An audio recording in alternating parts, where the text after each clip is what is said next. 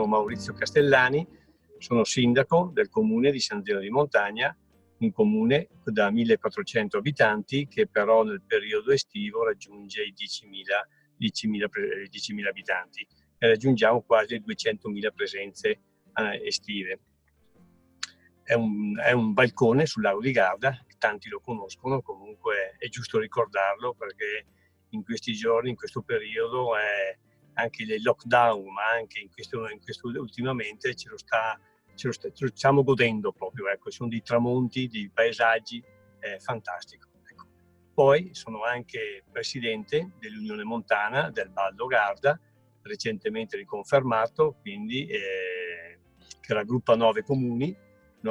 parte del lago, parte della Val d'Adige, è un ente importante, io dico, anche se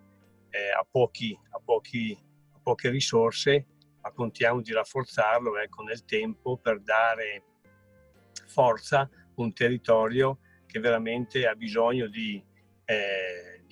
maggior conoscenza, ma soprattutto anche di portare avanti un progetto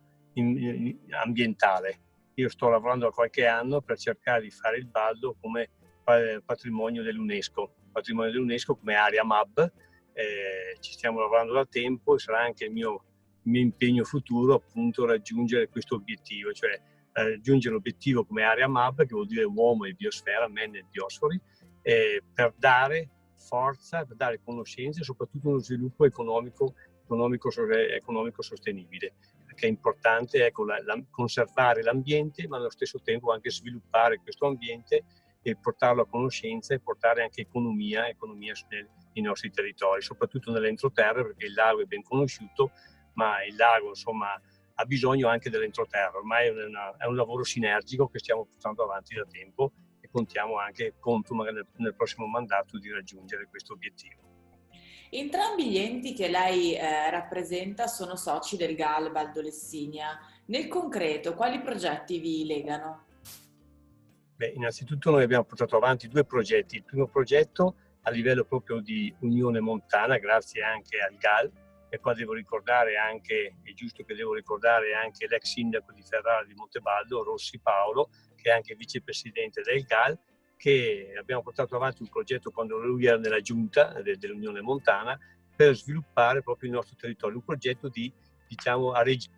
che ha coinvolto 10 comuni nel precedente PSL, 10 comuni di cui i 9 nostri più altri 11 veramente, più altri 2 Cavaillon ed Affi che sono aggiunti ai 9 comuni dell'Unione Montana. Abbiamo fatto un progetto che ha portato 1.400.000 euro, ogni comune ha fatto il proprio progetto e l'Unione Montana invece ha fatto da regia a tutti i progetti, soprattutto nell'ambito della conoscenza dei territori, portare una tabellazione e un sistema di conoscenza con delle app e con dei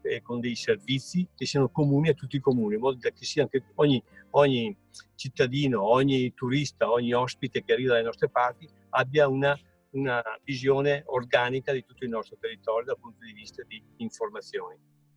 Cosa rappresenta secondo lei il GAL Baldo Lessinia per il territorio, per il rilancio del territorio, soprattutto in questo periodo anche post-Covid, quindi anche questo periodo magari di difficoltà per il turismo, per il territorio? Che cosa può rappresentare? Qual è la sua chiave vincente secondo lei? Ma è la stessa parola GAL, Gruppo di Azione Locale, quindi è una diramazione che è nato a livello europeo, che poi si è sviluppato in questo ventennio anche in Italia. Questo qua cos'è? Ha una visione di insieme, cioè ha una visione soprattutto di un'area vasta, di un'area, il Baldo e la Lessinia, che sono le due montagne della provincia veronese, quindi è un volano, è un'istituzione forte che può dare energia e anche fondi, perché eroga anche dei fondi, sappiamo che eroga una quantità consistente di fondi che può aiutare sia il pubblico, ma soprattutto anche le aziende private in questo momento, tipo gli agriturismi, B&B, cioè attività che in questo contesto hanno subito magari delle flessioni o dei blocchi. Magari il GAL in questo momento ha dato anche dei contributi, quindi dando dei contributi può permettere a queste aziende, insomma, di superare anche questo periodo, perché il contributo è importante anche sì per fare, ma anche e soprattutto per mantenere nel tempo queste attività.